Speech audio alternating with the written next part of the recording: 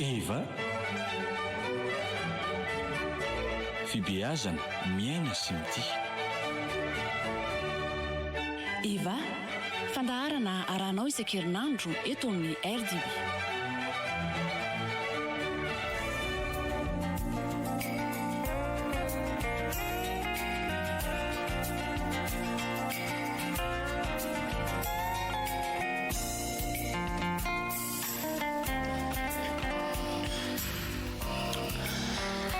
Eny ary hakafaliana indray no iarahana amintsika amin'izao andron'ny alakamisy faraka ambin'ny folony volana jiona 2020 izao araka izay fiokira fampidirana izay fandaharana Eva fibeazana miaina sy mity indray no misy atsika fandaharana rahantsika isan-kerinandro eto amin'ity onjam-peo mamitsika ity anjara no manentana fandaharana Bruno Rakotomalala no teknisianina manolotra ny mampita ny onjam-peo any aneviny tsy anefitsika tsirairay avy any naiza misy anareo amin'izao ora sy fotoana narahana na izao ny voalohateninay dia ndao hotoloranay ny arahaba mba mimpirarintso feno tanteraka dia asainay ampitiavana be ndao aza misaraka amin'ny onjam-peo ny radio Don Bosco araka izay hoe fandarana Eva fibeazana miaina sy mity izay no misy atsika androany lohahevitra ampatsahivina kely ilay lohahevitra mandritra ny taona no hoe ho an'ny hoavy mendrika kokoa ho an'ny hoavy mendrika kokoa dia lohahevitra manokana ezahana ho ampifandraisana amin'izay ny lohahevitra ifampizarana eto androany no hoe ny zony zaza sy ny fanabeazana manimba ny zony zaza sy ny fanabeazana manimba dia izay ihany koa no dia ampidirana ny mpiara-manolotra ny fandaharana tsy vahiny fa efa mahazatra antsika ny feon'izy ireo miaraka amintsika eto i Masy miarabanao i Masy. Ie, faly miaraba ny njara, miaraba ny teknisianina, miaraka amintsika ihany koa. Faly miaraba antsika mpiaino manaraka tsy tapaka ny fandarana eto amin'ny radio Don Bosco.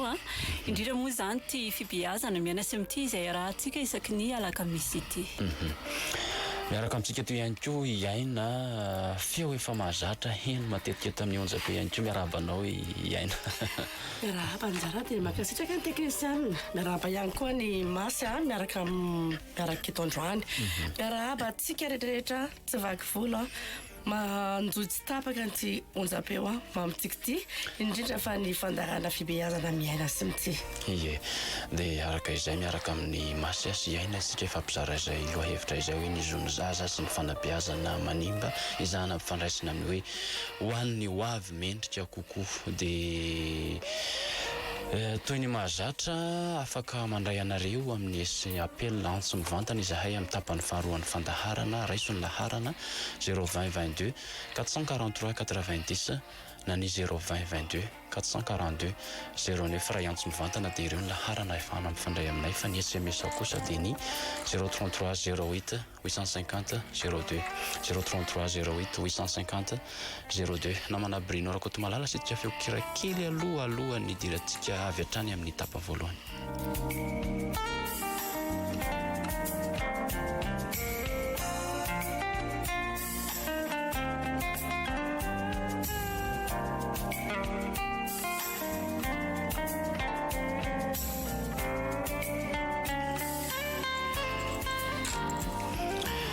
Ny zony zaza sy ny fanabeazana manimba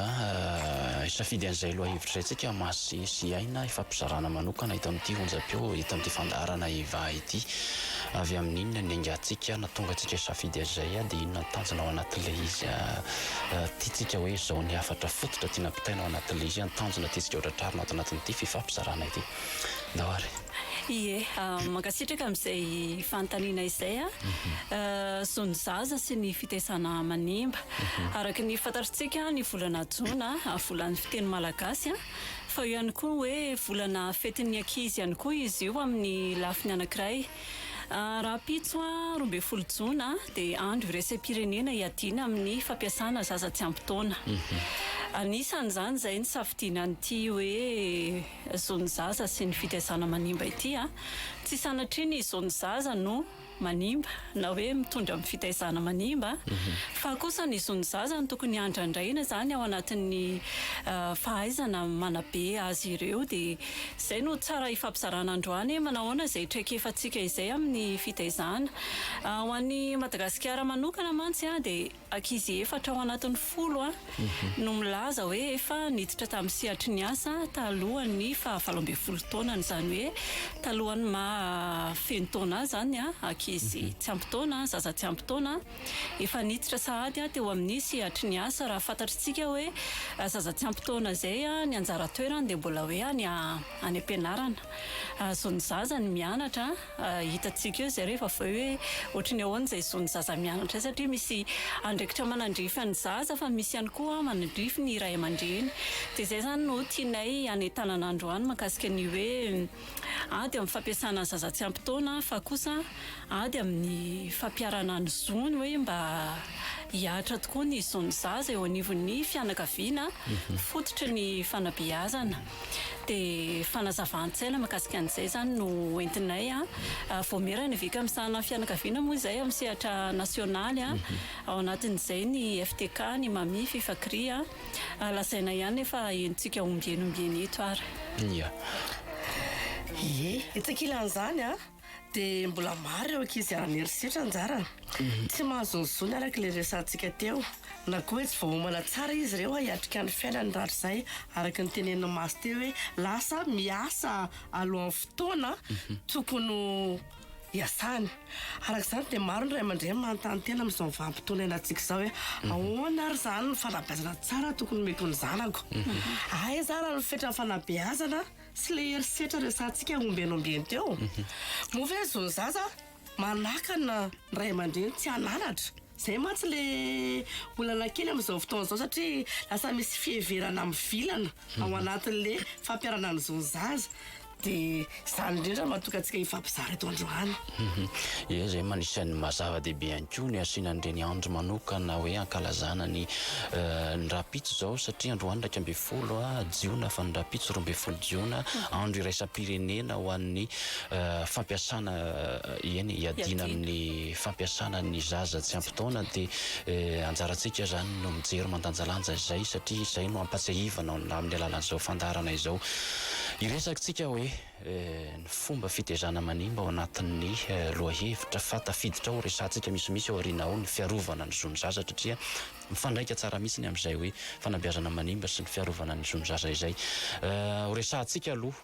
hoe manahoana zany endrika fanabeazana manimba zany indrindra manoloana ny zava-misy ainantsika amin'izao fotoana izao satria raha ny taremarika ny teneniny maso teo raha misy zaza 10 ao ny efatra ao anatin'ireo efa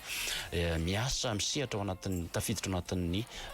sehatra asa no ny antony maro samihafa toisiko amin'izay taremarika izay ihany raha nyresakitsika hoe efatra ao anatin'ny 10 no efa miasa dia mety sady ahatonga sainantsika ihany ny tenenako hoe 7 ao anatin'ny 10 indray no ankizy ny laza hoe efa niara ny herisetra le voalazany aina teo eo anivon'ny fianakaviana ka izay zany tsara ho fantatritsika mpanabe tsy ny ray aman-dreny ihany ny mpanabe fa ny zoky ao an-trano ny any an-tsekoly ny mifanerasera ny zaza rehetra eny hatrany am-piangonana dia tokony manana izay ao an-tsaina hoe karazana herisetra moa zany mazava loatra ny hoe ara-batana raha hoe herisetra ara-batana no atao amin'ny ankizy dia ny kapoka mahamay tena hoe mitondra amin'ny ratra dia eo ihany koa ny herisetra ara-tsaina reny le mety hoe teny fanivaivana mieritreritsika hoe anapempo mba hampiakatra ny ambopo kely na fahaiza-manao kely le zaza ao an-trano ohatra anankiray no miteny hoe dondrina sasisa raha ohatra ka hoe ratsy no ataon'le zaza dia eo ihany koa ny herisetra ara-nofo ara-pananana moa zany izay tena hiadiana mafy ao anatin'ity zon'ny zaza ty hoe tena manana arovana ny zaza ao anatin'izay ary ny tsirambina indray dia ny adidy tsy vita adidiny ray aman-dreny manabe raha ohatra ka tsy voabe araka ny tokony ho izy ny zaza dia tafiditra ao anatin'ny herisetra ihany koa izay hoe manao tsirambina amin'ny fahasalamany raha marary izy entina dokotera manao tsirambina amin'ny tsy fanomezana fitiavana satria fanomezana fitiavana ny ankizy io anisan'ny fanabeazana sy fanomezana fahatokisana azy fahatokisantena maha-olona ahafahany mihoatra amin'ny fiainana ahafahany mahafantatra ny tenany io zany tena hoe lasa hoe ery lehibe ahafahany manosika ny tenany ahavita zavatra ny rinany ny tanjon'ny fanabeazana olombanina sika piano mety hifampizara ao anatin'ny SMS mba fantaniana kely apetraka hoe isika ny tokantrano any ahoana ny fomba fitaizantsika ny zaza inona ny tanjontsika ao anatin'izay fitaizana izay nisan'ny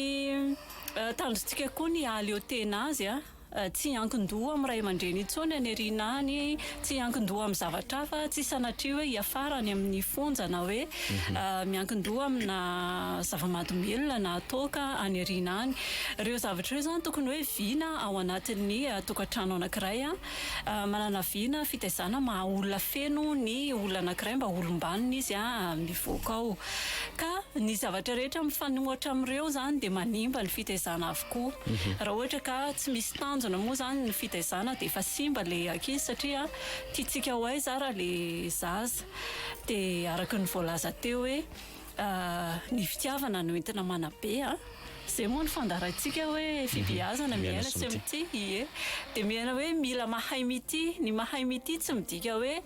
omena ny zaza daholo izay tadiaviny misy tadiaviny mahasoa azy fa misy tadiaviny ihany koa tsy mahasoa azy dia endrika anankiray zany izay manimba ny fanabeazana amin'ny ataontsika amin'ny teny frantsay hoe enfant gâté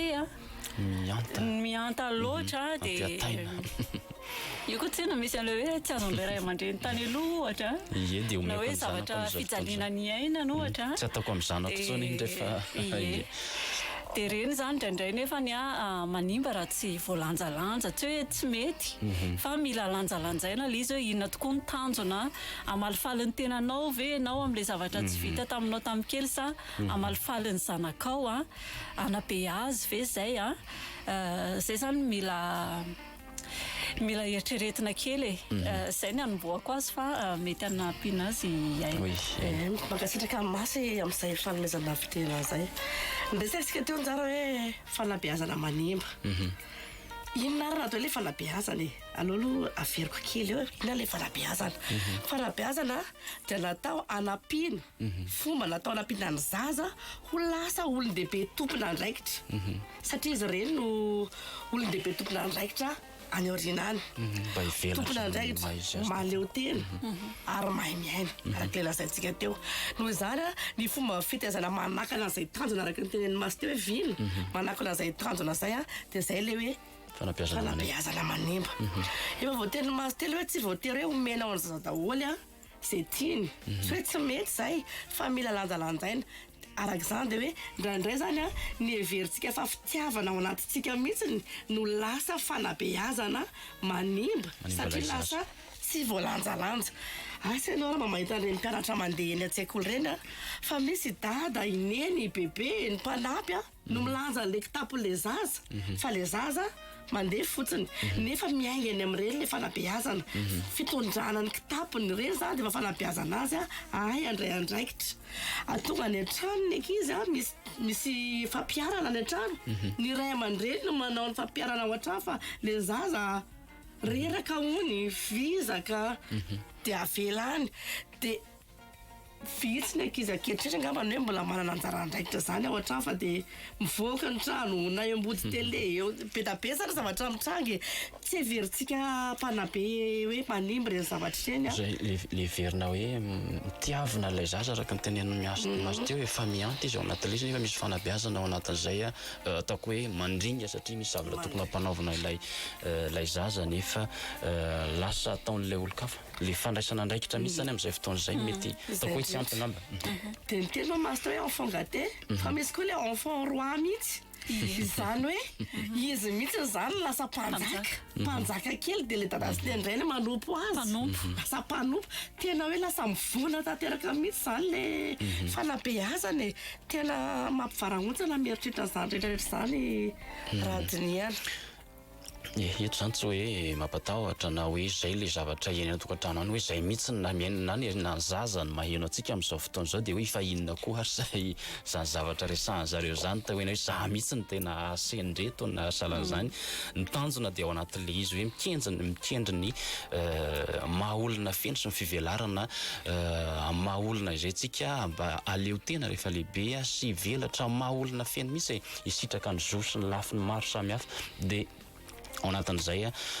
no ilaina le fandanjalanjana araka ny tenen'ny aina teo hoe maro ny le fitiavana afaka aseho amin'ny alalan'ireny fitiavantsika ny zaza ireny fa isika mahay mandanjalanja hoe ahoana ny tokony anabeazana ny zaza ho araka ny tokony ho izy dia izay no andeha anohizantsika ny fifampizarana hoe manahoana izay endrika fanabeazana izay satria tsika niresaka teo ilay hoe fomba fitezana manimba teo iny fa manoloana zava-misy zany ireo zavatra ny tantaraintsika ireo raha mifanohatra amin'ilay fanabeazana araka ny tokony ho izy dia manimba rehefa avy eo manahoana ny tokony ataontsika manoloana izay.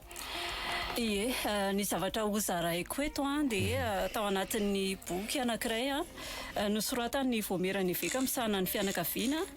ny fifandraisana ray aman-dreny sy ny zanaka eo anivo ny fianakaviana 2RZ moa zany no iantsoana azy.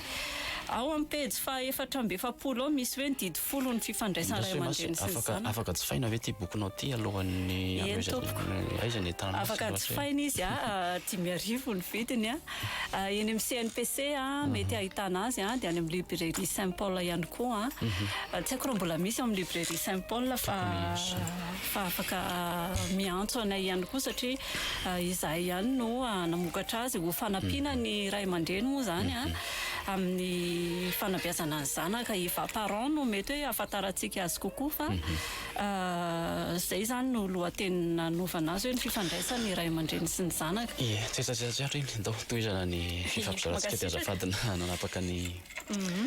ao anatin'izay ny didy voalohany dia hoe biazo aloha ny tenanao le ray aman-dreny iny mihitsy zany eto no manaiky ibe misy fanetretena kely takina ao anatin'izay hoe tsika ny tena modely voalohany mety tsika ohatra fakatahaka satria ananantsika ve le toetra takina amin'ny ankohonana amin'ny fanabeazana sika ve manao azafady ohatra rehefa miserana amin'ny lohan'ny zanaka so dia veritsika hoe tsy miendrika izy satria kely zay le nitenentsika teo hoe tsisy tokony ho mpanompo marina fa être au service hoe manompo ny hafa ray aman-dreny tsy maintsy hoe zay no andraikiny ao anivon'ny ankohonana fa izay zavatra izay zany ampitaina amin'ilay zanaka mba ho tonga ny aminy koa hoe ahoana ny fanampiana ny hafa. Ny faharoa dia katsao aloha ny fifandraisana am-po izany hoe le fifandraisana am-po mihitsy ny amin'ny ao an-tokantrano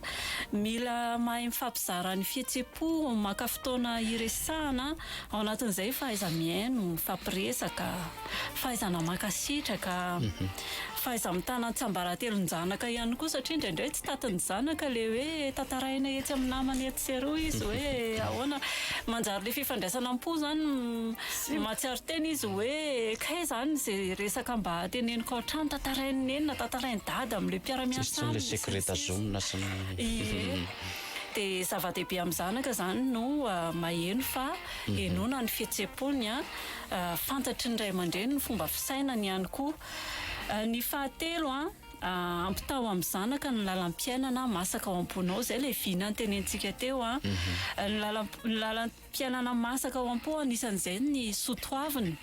ohatra anankiray zao sotoaviny faharetana mila tsy ho hita tsondra amin'izao vanim-potoana iainantsika izao satria amin'izao le mandeha be ny fivoarany teknôlôjia ny hita sy ny hainao manjery rehetra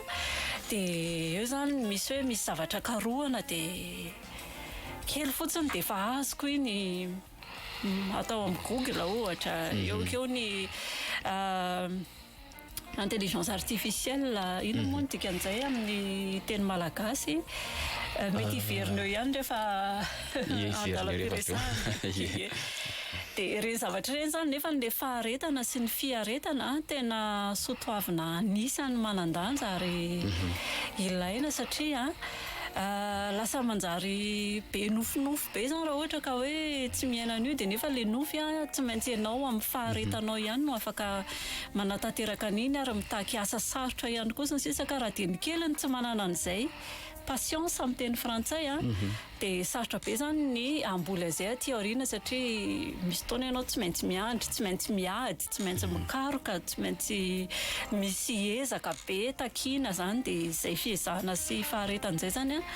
anisan'izay hoe lalam-piainana ohatra izay a fa sika ray aman-dreny mahafantatra hoe inona ny tiantsika ampitaina ny fahaefatra amin'ny fampiaino a efa voalaza teo le izy fa voatsindry manokana ary tena misy ohatra mazava ao anatin'le boky a manokana fotoana ho an'ny ao an-trano izay ihany koa zany zava-dehibe satria amin'izao a lasa zary hôtely fandraisam-bahiny ny ao an-tokantrano hoe matory sy misakafo nefa ao ilay tena fianam-pianakaviana tsisy tsony ilay fifampiresahana mahaivandanja teraka satria tratran'ilay fivoaran'ny teknôlôjia amin'izao fotoana izao izay dia ny fahaenina manaiky ny fahombiazana sy ny tsy fahombiazana zany hoe mila mahay mifandinika sy mandanjalanja zany ny zava-miseho manodidina ny fiainan-janaka raha nahomby izy a dia inona ny antony inona ny akairezana raha tsy nahomby izy a inona ny anampiana azy a sy ny sisa izay zany ialana amin'le fiainan'le ohatrany amin'ny hôtely ny tenentsika teo ohatrany amin'ny fandraisam-bahiny hoe misy zavatra ao zany a misy ahitsy a misy hatsaraina fa koa fisorohana ny zava-dehibe ao anatin'ity fanabeazana izay anetananay ity a dia omena ilanja tokoa ny fisorohana satria le fisorohana zany tena le hoe fitaizana fanabeazana manome ny zavatra rehetra mendrika ho fantatry ny zaza ve tsika amin'ny hoe inona mety inona tsy mety sa rehefa misy tsy mety zay vao bedesina dia any zany lasa manjaka kokoa ny herisetra fa le zavatra zany ohatra hoe voalaza miloha amin'le fomba fifandraisana miabo ao anatin'ny hoe miaiky ny fahombiazana sy tsy fahombiazana manokana fotoana ao an-tokantrano io dia betsaka kokoa ny zavatra voarain'ny zaza hoe ay tsy mety ny mangalatra fa maninona raha ohatra hoe misy zavatra mipetraka teo ambony vilia tao an-trano ohatra dia fantany ve hoe tsy azo kitihany io aloha sa rehefa nikitihany le izy dia bedy izy raha mamaky very izy ve dia tena adosony ve le izy sa tsy fananiana sy ny sisa inona ny tokony hitandremana inona ny tokony atao amin'ny fifandraisana amin'ny namana sy ny sisa ny mandainga ve mety izany rehetra zany tafiditra ao anatiny hoe fifampiresahana manandanja ny atsika na mba atao hoe fafito izay mba asiana mampomekely atamana koa fa tsy hoe dada sy ny enjitra be dia mampatahotra na ny anatona azy tokantrano fiainam-pianakaviana mahafinaritra falifaly fanandava rehefa tonga ao an-trano fa tsy longolongo fa izay mihitsy dia fahaizana mankasitraka amin'ny ezaka ataon'ny tsirairay io ny fahavalo mankafy ny kely vita ny ankohonana na dia kely raha nanirahana hoe sasao ny vilia dia rehefa vita le vilia dia tena hoe mahaiza misaotra sy mankasitraka fa tsy hoe anjarany iny dia tsy maintsy ataony dia fandraisana ndraikitra ohatrano sy sisa fa le fanomezan-danja ny tsirairay izay zany tena zava-dehibe ny fahasivy tazoma ny filaminana sy ny fitsipika izany hoe ny filaminan'ny trano tafiditra ao anatin'ny fitsipika hoe tokony milamina ny trano fa misy fitsipika ihany koa tokony ezahan'ny mpianakavy apetraka izany hoe ohatra ny ahoana ny fifampitondrana na ny oran'ny fodiana ny fisakafoanana ny fierahana ny raharaha atao sy ny sisa ary ny fahafolo farany dia tena hoe rehefa afa-po ny ray aman-dreny amin'ny fanabeazana ny zanaka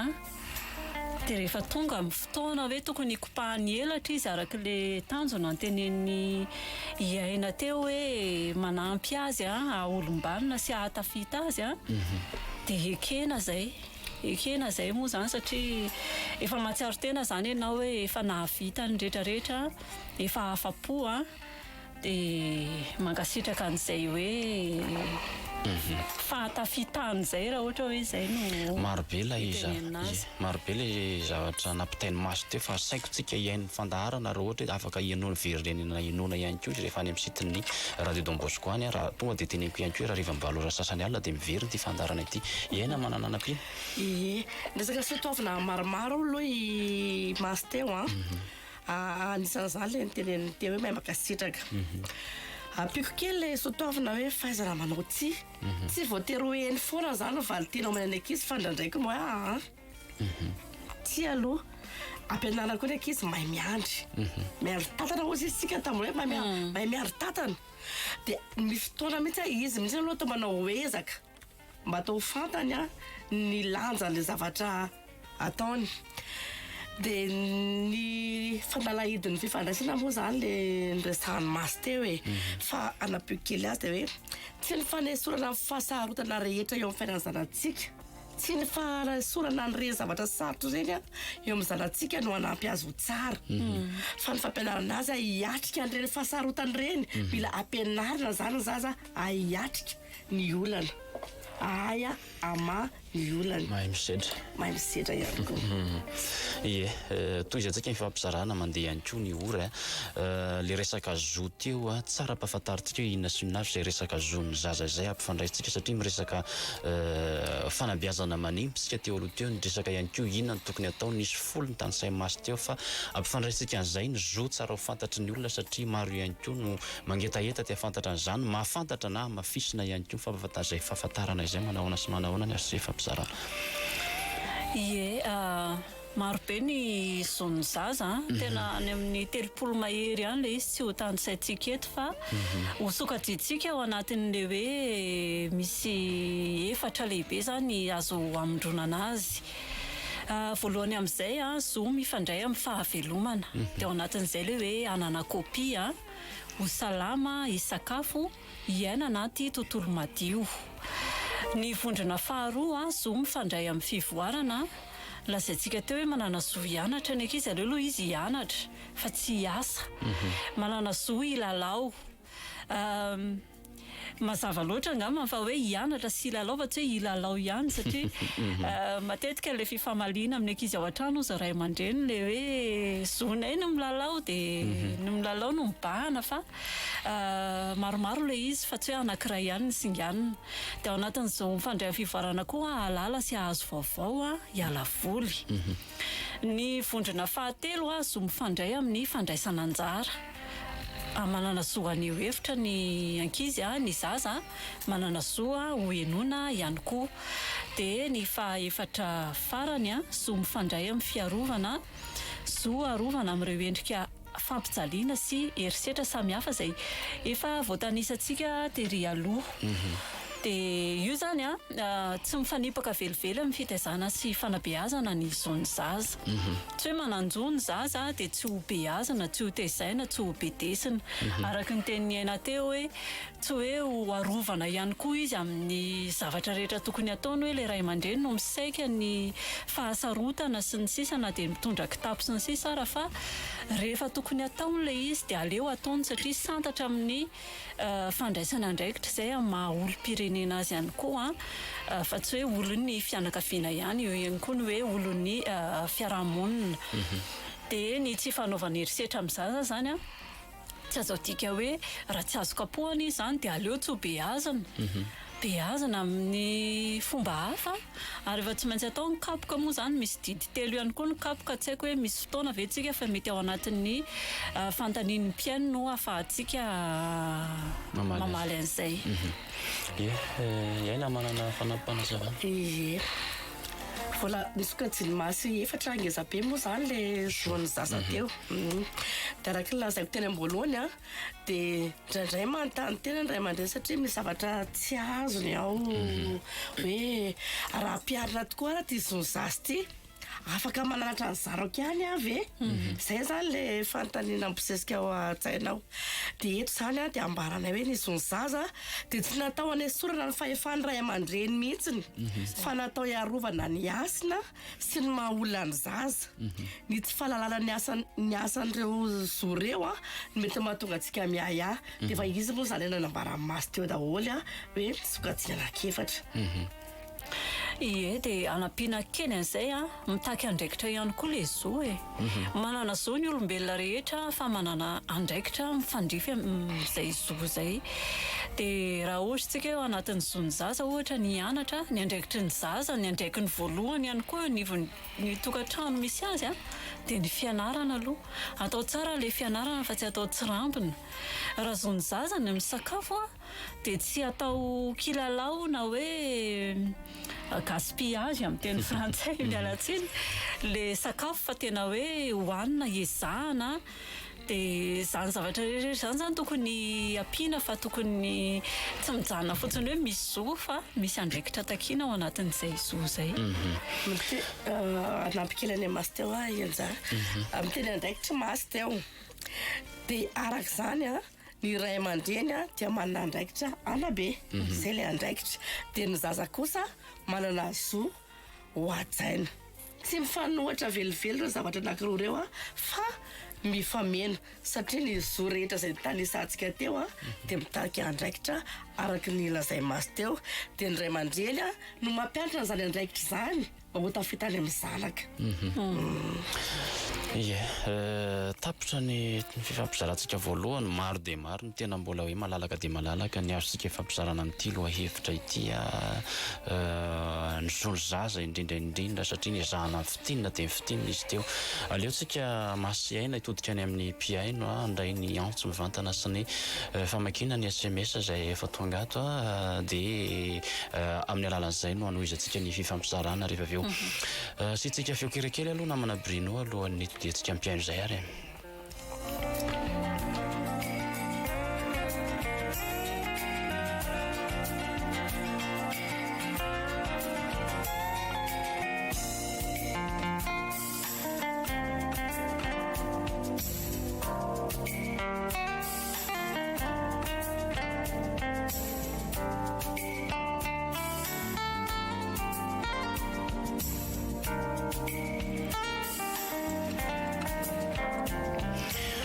Averitsiko ilay laharana fahana mifandray aminay raha iantso mivantana dia ny 020 22 443 90 na ny 020 22 442 09. Ny SMS tsy miova 033 08 850 02. Bonjour Eva, ny zon'ny zaza dia mianatra fa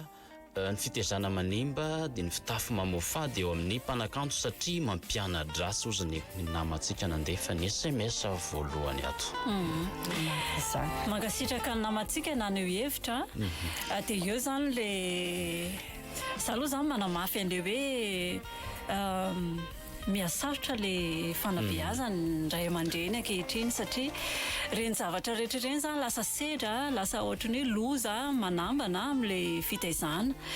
Dia aleo sika no manabe ny zanatsika fa tsy ny mpanakanto. Mampiana-dratsy ny mpanakanto a ina ny ataontsika mba tsy handraisana le zanatsika n'izay hoe fanabeazana ratsy izay. Dia averina foana maro ny fanabeazana eto amin'ny radio Don Bosco manamafy an'ity hoe ny fanabeazana mialohan'ny fahaenitaona fahafito taona zaza any zany tena fanabeazana izay le fisorohana no tenentsika teo. Rehefa tany ny nampidiriny ray aman-dreny ny zavatra rehetra mba hoe tiany ibeazana io zanany io na soatoavina na fahalalam-pomba na io fomba fijery amin'ny fitafy io a. Ny aloha zao ny zanako ohatra tsy mba nampanoviko akanjo rovitra zany mihitsy na lamotakinina raha tsy jejo be zareo fa tsy ao anatin'ny lohany zany na dia ohatra fotsiny izay zafady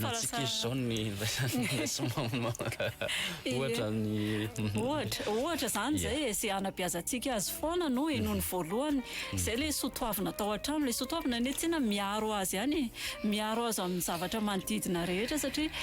rehefa iry lehibe izy tsy maintsy ahita ny zavatra rehetra manodidina azy dia inona nefa nataonao tao an-dohany, tao an-tsainy, tao am-pony, tao amin'ny ato fanahiny melohany hatrehany an'izay.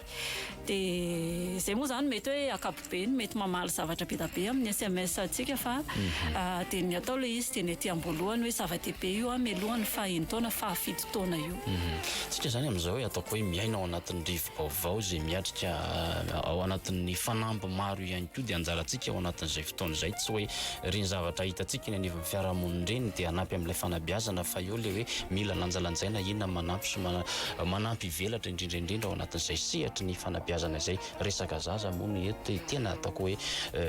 maro dia maro ny zavatra saripady satria rehefa toy ny hazo kely mbola kely dia iny tonga raha fatotra le izy dia mifatotra mandra-pahalehibe dia iny no hoe zavatra voaraitra mbola kely dia mitombo any amin'ny mahalehibe azy izy rehefa avy eo. Bonjour Eva, efa teo izy ty salaminareo ny zanako izy manao jeu izy namatsika manao jeu foana dia rehefa fenina le izy dia tonga izy dia tezitra sady miavinavina be dia mba toroy hevitra ho tomboko. Io moa le niteneniko teo le sotoavina araka le nitenen'ny masy teo hoe mba mila mahay manao tsia dia mila mahay manao hoe andraso zany hoe mila ampianaritra izy raha moa le mividy le jeu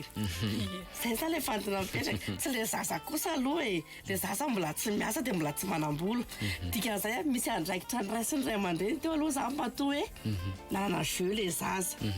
maninona zany le zaza no lasa tsy mahay mafeny fotoana na mpianatra ve tsika ray aman-dreny ny fahaizana mandanjalanja sy mahay mafeny izay fotoana izay hoe amin'ny fotoana inona no tokony ataoko amin'ny toerana aiza ny tokony anao zavatra dia le araka hoe ny fanalahidiny fifampiresana fifandraisana izay le nitenen'ny masy teo zava-dehibe mihitsy mila mifampiresaka dia ampianaritsika ny zaza mba hiandanjalanja an'izay satria lasa sady mety ho gatety zaza ty mety ho roi dia lasa zay mahatonga ny lasa sarotra le anabeazana torohevitra omenan'le ray aman-dreny dia satria mbola mahazaza azy dia fantatra fa mbola miaino antsika foana ny zaza na dia eo aza zay hoe somary atezerina kely ao anatin'izay fa mbola miaino antsika foana ny zaza fa ampitomboy le fialam-boly hafa iarana aza atao jeu tsony tsy hoe jeu elektronique fa miaraka kely dia mifampiresan dia mijereva fotoana iarana dia ampianaro ny zaza ny manao taimina ao anatin'ny fiainana. Ie satria le hoe afenina io zao dia efa misy marika mihitsy tsy mifampiresaka zany fa tonga dia afenina le izy azafady fa tsy hoe manome tsiny zahay na manina fa ohatra anankiray voalaza moa le izy dia entina hifanampiana eto dia avy eo mila vaniny dia amafisy izay fifampiresahana izay fa manina le izy no afenina aza afenina fa iresaotsaozy izy hoe alaiko aloha ty dia rehefa avy mianatra ianao ameko 30 minitra kely indray ilalaovana azy na zavatra ohatr'izany izay afaka raisitsika izy afaka fa tsara ihany koa anatin'le izy ampahafantarina hoe inona le tombontsoa ao anatiny inona ny vokatsoa sy voka-dratsy ateraka le izy na tsy raisiny rehefa tonga ao an-tsaina iny dia anjara mamelatra tsikelikely mitsatoka ao an-tsaina ilay zavatra nambaranao rehefa avy eo dia anjara mety efa afaka mandanjalanja izy afaka mandinika tsikelikely na dia zavatra eritreretinao ary hoe tsy nen'olona izy rehefa avy eo dia zay le fanomezan-danja ny fifampiresahana foana eo anivon'ny ray aman-dreny sy ny zanaka. Dia eto matsinjara mahatonga anazy hoe tezitra le zaza satria tsy fantany ny antony nakaiza le izy zay mahatonga azy tezitra. Ie, salama Eva, ny fibeazana ny fanabeazana ny zaza mila fandanjalanjana faradiso voafehy loatra ozy ny namatsika dia lasa toy ny manaporitra fotaka dia mipiritsaka rehefa avy eo ka mila tanterahina ny zo manandrify azy tsirairay ohatra alefaso izy mianatra tsaboya dia mila lao ihany koa mankasitraka tompoko SMS manaraka salama ianareo amin'ny RDB ianareo ahoana hoana izy zany salama SMS tsika manaraka namana Bruno ataotsika salama Eva raso salama ianareo amin'ny RDB ozy ray aman-dreny mihitsy ozy izy maniraka ny zanany asa ahoana ny zony amin'izay raha ny ray aman-dreny mihitsy no maniraka ny zanany amin'ny asa dia ahoana ny zony amin'izany dia zay miantona ny entanantsika eto hoe ray aman-dreny mba jereo le zaza hoe aiza ny zony mila mianatra izy misy ihany koa matsy ny tena zava-misy le any amin'ny miainga avy any amin'ny tontolo ambany vohatra miakatra aty andrenivohitra ohatra dia miasa trano dia amin'izay fotoana izay le mizaka ny tserany miaina tena ataoko hoe ny akamaroniny ankizy amin'ireny fotoana ireny miaina tanteraka ao anatin'ny herisetra sady efa vohitsakitsaka ohatra ny zo satria eny rehefa misy moa zany le herisetra dia mazava ho azy vohitsakitsaka tsy voahaja lay zo anatin'ireny ao anatin'izay lafin'izay ny tiako andrina kely amin'ilay resaka hoe anjara andraikitry ny rehefa tena tsy maintsy zany amin'izay fotoana izay tafiditra ao anatin'ilay sehatrasa dia manana andraikitra ihany koa ilay olona mampiasa azy fa tsy satria izy efa tsy ao anaty tsy ao anivon'ny ray aman-dreny intsony efa miaina ao anatin'ny ray aman-dreny hafa indray zany izy amin'izay fotoana izay le mampiasa azy manana andraikitra lehibe ao anatin'ny manana ambara ianao masy fa ny tena mampalahelo amin'ilay izy avy eo le karaman'ilay zaza alain'le ray aman-dreny ray aman-dreny indray nefa le zaza no miasa any an-tranon'olona efa lavitry ny ray aman-dreny sy ny sisa mila resahana manokana mihitsy ilay izy satria mampalahelo dia ny fanentanana aloha zany dia isika amin'ny ray aman-dreny maka ny ankizy asa toy izany koa efa tokony hoe hitsahatra amin'izay tsika fa tsy hanao izay ohatsika hoe fanampiana azy ihany ilay izy satria aty izy mba misakafo mba tsika fa mety misy fifanampiana amin'ny fomba hafa afaka atao koa nga raha hoe tena hoe ampianarinao ilay zanak'olona tonga ty na zavatra ohatr'izany hoe tena hifanarahana ilay izy fa aleo ilay izy tsy hanitsahana amin'izony ny velively raha ohatra ka tokony ho tombontsoa azy le zavatra ataony aty andrenivohitra amin'izay lafin'izay izy manampy raha ohatra ny amin'ilay tontolo ambanivohitra tsy afaka hianatra izy fa andeha andrombohitra tsy fantatra zavatra ataony ohatra izany raisiko izany fa raha ty izy ampianarin'ilay olona hipetrahany zavatra hafa izay manampy azy hivelatra kokoa sy anatratra ny tanjony ilay izy rehefa avy eo amin'izay feno ilay fanabeazana manampy azy hivelatra sy anatratra ny tanjona rehefa any aoriana izay ny irina hoe mba ho toy izany daholo ny ray aman-dreny ataoko hoe ray aman-dreny faharoan'ilay zaza arak'ilay voalazantsika teo zany raha enotsika zanadrazantsika teo dia indraindray tena ny fahantrana dia mbola isany anankiray mahasarotra ny hanatanterana ny zony zaza ny fahantrana satria no ny fahantrana daholo mahatonga an'ilay zony zaza tsy voahaja na zany zany nefa ny araka lazay maso teo dia tsy sasatra izay ny manentana sy mampafantatra ny zo tokony anazy zaza satria arak'ilay lazantsika teny am-boalohany hoe indraindray ny mahatonga an'izany tsy ny fahantrana fotsiny ihany fa tsy ny fahafantarana an'ilay zo mihitsy salama Eva mahontsa foa no mahita ankizy lahy kely 12 taona mitondra sahafa mivaroboanjo mandehandeha dia mahontsa ny fo koa no mahita le ankizy kely mangataka ary voadaroka raha ohatra ka tsy mitondra arivo kely na 200 kely man'ilay ary tena tranga misy eto anevy ny fiarahamonina eto andrenivohitra maro dia maro ray trano izay ampiasaina ilay zaza rehefa avy eo ho an'ny tombontsoa manokana salamy mba saika anontany hoe za efa ampitaona nefa za mbola miray vilany amin'ny ray aman-dreny fa efa miasa sy mitokana efitra fa le korontana sy tabataba ao amin'ny ray aman-dreny tsy zakako averiko kely izy tia mba saika anontany hoe za efa ampitaona nefa za mbola miray vilany ao amin'ny ray aman-dreniko fa efa miasa sy mitokana efitra fa le korontana sy tabataba amin'ny ray aman-dreny tsy zakako ao anatin'ny fanabeazana mihitsy zany ilay izy fa ianao fotsiny amin'izay fotoana izay no hoe misy zavatra tsy mifanaraka zany le eritreritreto raha nifahazahoako azy raha ny fahitako azy raha mamaky lalina n'le zavatra tiany tenena zany dia hitokana izy tsy zakany le korotana sy tabataba ao amin'ny ray aman-dreny mety izay koa ny efa nahabe azy ary tsy zakany tsony izay izy efa ampitaona amin'izao dia raha isy ihany le andraikitra ao an-trano satria mbola ao an-trano ianao ifampiresao ilay ray aman-dreny hoe tsy zakanao le tena le fihetseponao mihitsy lazaina azy le izy mihitsy ny atao hoe le za ahoana izy mitokana efitrano izy fa te sarabilany ngambany izy teo mbola miray vilany fa izy zao efa misaraka efitra dia raha nytiako raha fahazahoako anazy hoe maniry ihany koa izy te hisaraka vilany amin'ilay ray aman-dreny ny satria izy efa mitokana efa eny azo eritreretina izay fa mety tso zay ihany koa efa misaraka efitra dia nefa raha amin'izay ohatra ny hafahafa ihany na masy iaina le hoe raha misaraka sakafo misara-bilany nefa ray hevitra miaraka amin'ny ray aman-dreny ray aman-drenina ahitana masoandro le fifampiresahana foana zany ao anatin'izay no mila hoe ahoana ny tokony hamezana lanjaza fa raha fijeriko indray fijeriko an'io zavatra lazain'io a dia fomba ny ankizy ny tena hoe ny lasa zavatra ahoana zany ilazako azy hoe iainany ankizy amin'izao fotoana izao ny ankizy amin'izao fotoana izao na manam-pahaizana be na manana fahalalana manana vola dia matahotra ny andeha irery zay hoe izy zany mbola ao an-trano dadasiny matahotra izy tena affronté tena hoe hiatrika an'ilay hoe tena fiainana ivelan'ny tranony dadasiny eny nefa rehefa melehibe ny olona dadasiny eny mieritreritra hoe tokantranoko ty izy mieritreritra hoe za efa lehibe za efa miasa na izay fotsiny any azany dia miteraka dabataba ao anatin'ilay izy fa ny tsara indrindra dia zao efa ary elatra ianao efa ampitoana efa miasa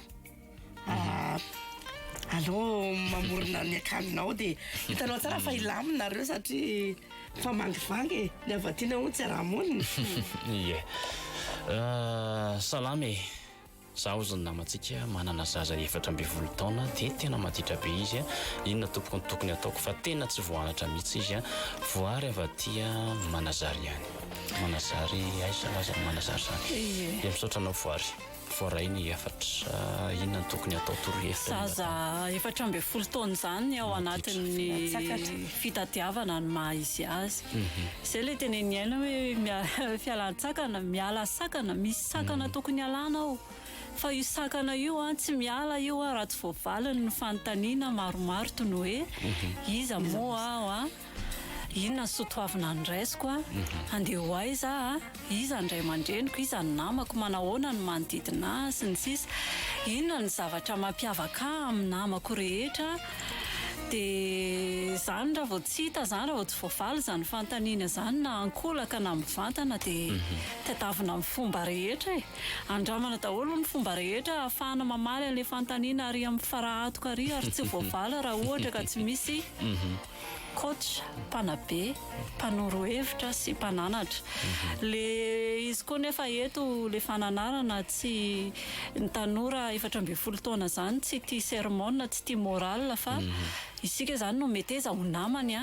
ahafahany mahita an'izay lalana izay efa torohevitra ihany koa ny angatahany namantsika eto afaka resahana foana eto rehefa torohevitra ohatran'izao tsara manatona an'ireny olona akaiky ireny hoe iza ny afaka manampy bebe kokoa satria mangataka torohevitra eto fandarana eva tsy afaka mety anteraka ny zavatra meny satria na ny fotoana reto foy dia entanina hoe manatona an'ireny olona hitanao manokana afaka manampy amin'ny lafin'ny fanabeazana izay rehefa hita hoe matsapa tena fasahirana sa tsy zay ry fala zany raha mba tiako hidirana kely hoe maditra be tena hoe maditra be zay moa tsy le fomba nilazana azy teo dia le hoe ditra ndraindray le ditra mety voafarisika inona tokoa moa le ditra fa mety hoe zavatra tena hoe tokony ena le zaza ao anaty le vanim-potoana fialan-tsakana le zavatra iainany fa fijerin'le ray aman-dreny lasa hoe ditra le izy dia zay koa mila jerevana kely satria le fomba fijery tsy mitovy araka le tena masy ao izy ny tena mamantatra hoe iza moa za salama eva ny zanako 3 taona efa mianatra izy lasa bilalao be dia antsoko izy dia irahako maka zavatra ohatra na manatitra zavatra dia mety ve zay misaotra tompoko ie mety le mampandray andraikitra azy dia lasa bilalao be mbola mitaona ny filalaovana izy 3 taona vao 3 taona izy ny tena hoe age scolaire ny raha resaka psychologie ny ankizy dia manomboka fahiny taona fa ny alohan'izay pré scolaire mbola kilalaona ny ataony any ampianarana raha ny hoe gribouillage manomana ny tanany sy ny sainy sy ny rehetrarehetra zany afe an'le fomba fanoratana sy ny sisa zay no atao any amin'ny pré scolaire mianatra ny loko sy ny sisa ary na ny fomba fampitana ny fampianarana raha mbola amin'ny alalany kilalao ka aleo izy ilalao fa azo fotoana ny filalaovana sy ny fanirahana azy fa mety le izy fa fotsiny hoe tsika no mandamina ny zavatra atao aminy mankasitraka tompoko salama tompoko salamy ry zavatia aiza izany ry zavatia jery aparivo ihany be izy zany tokony tsy mandoa écolage ny mpianatra amin'ny classe primaire eto Madagasikara mba ho tafiditra ny sekoly daholo ny zaza malagasy ary asiana cantine scolaire ihany koa rehefa sekoly primaire fa tsy EPP ihany sady aty amin'ny fahabadona izany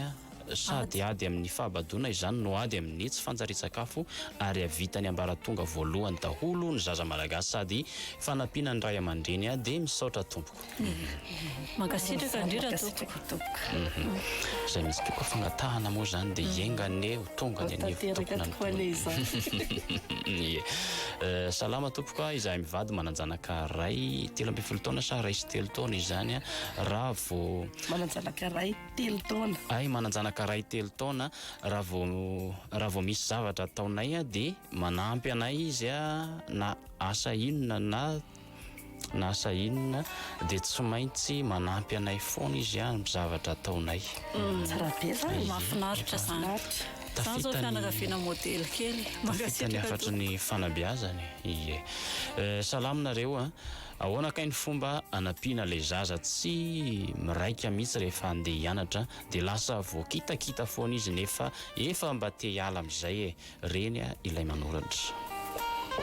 ie dia io indray tsy rehefa andeha hianatra vao mikitakita na hoe ana fa angalao fotoana mihitsy hoe ina ny olan'ilay zaza mampalaina azy andeha hianatra hoe tsy miraika mihitsy ny sisa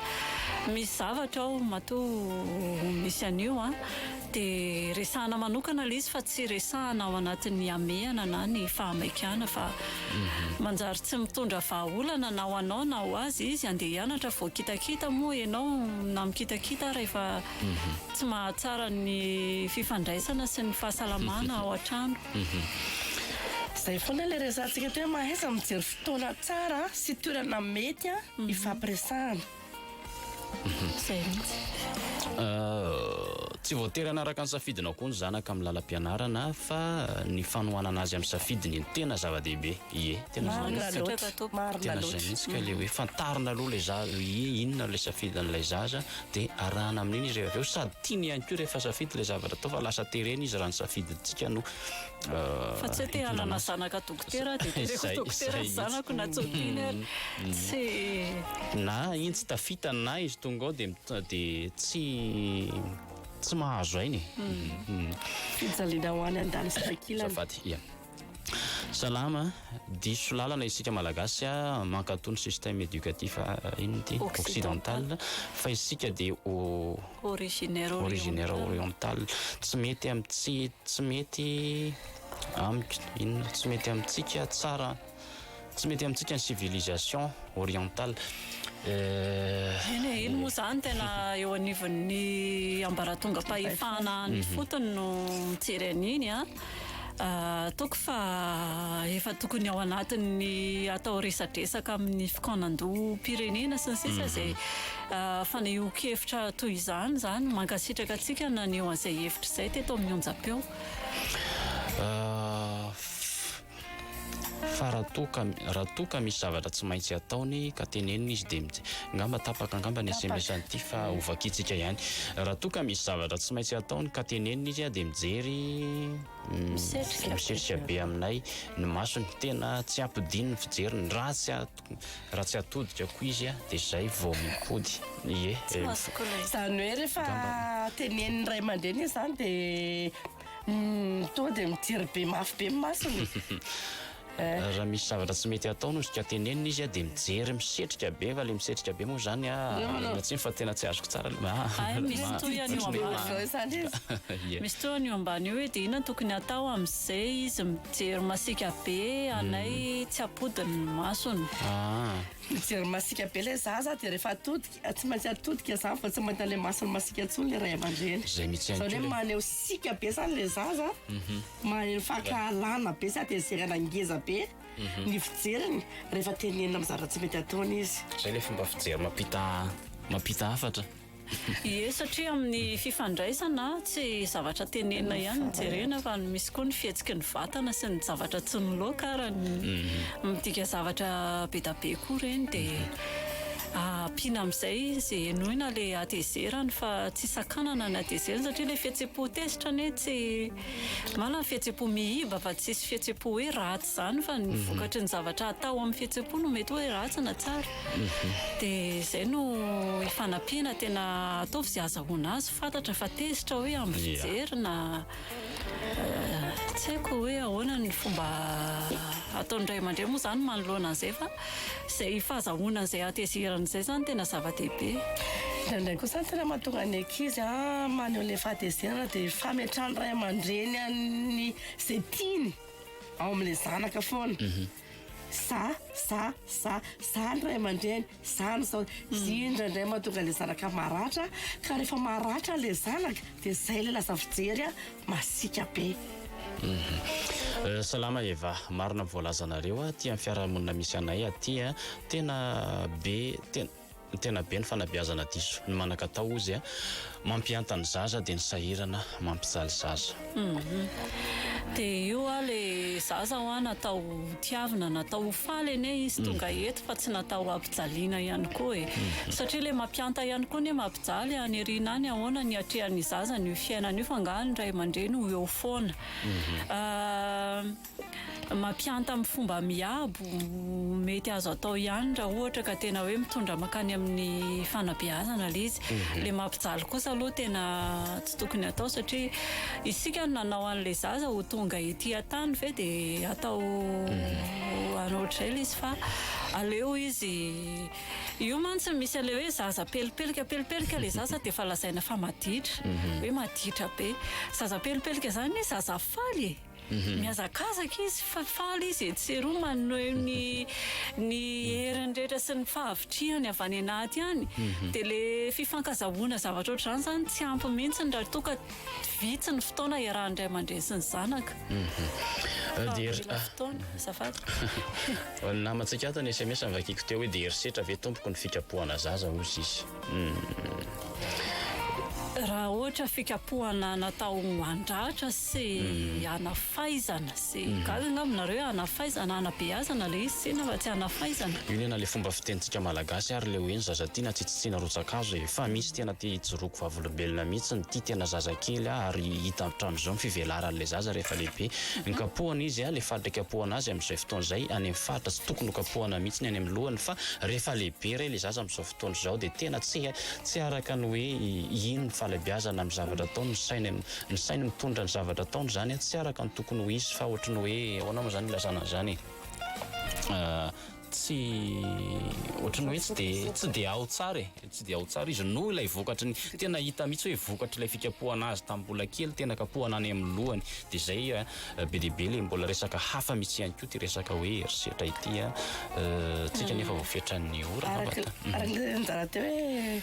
mila kapohana ny zaza fa tsy mila daroana zay mila kapohana zany hoe tokony ho symbolika le kapoka fa tsy ana satria anaty lalàna ihany koa ny efa nilazaintsika teo hoe herisetra le ara-batana izay raha ohatra ka tena hoe mitondra amina ratra sy fahavoazana ho an'ny olona anankiray zay le izy hoe lana fandanjalanjana foana satria misy fotoana tena takiany zaza mihitsy koa nefa zay hoe kapoka kely zay kapoka kely kapoka manabe nefa amin'izay fotoana izay fa tsy le kapoka mandratra sy makany amin'ny herisetra fa le izy hoe tsy tokony ho tonga any amin'ny kapoka raha betsaka le fisoroana le nilazaintsika teo hoe miatra le didifolo sy le fiainan'ny mpianakavy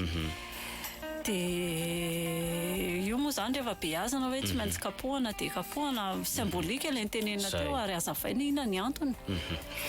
Be dehibe ny mbola titsika ampitaina na SMS mbola maro dia maro ihany koa fa tapitra nefa ny ora izay no andeha akasitrahana fiainanareo afatra fohy maso ve misy avy aminareo amin'ny tianantsika ity fandarantsika androany ity.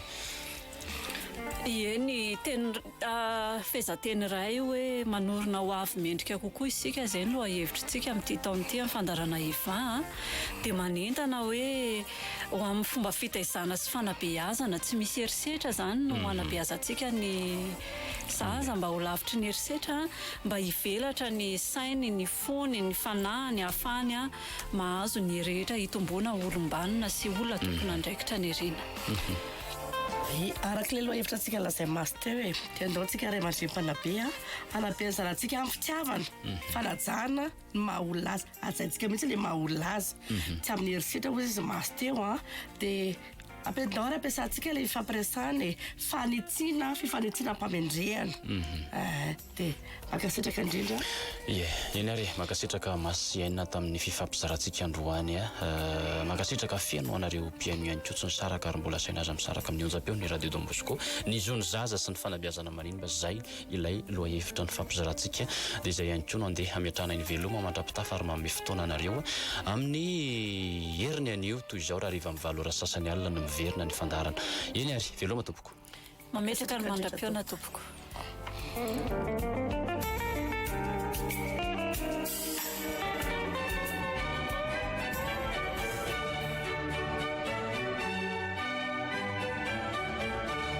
Eva fibeazana miaina sy mity Eva fandaharana arahanao isan-kerinandro eto amin'ny RDB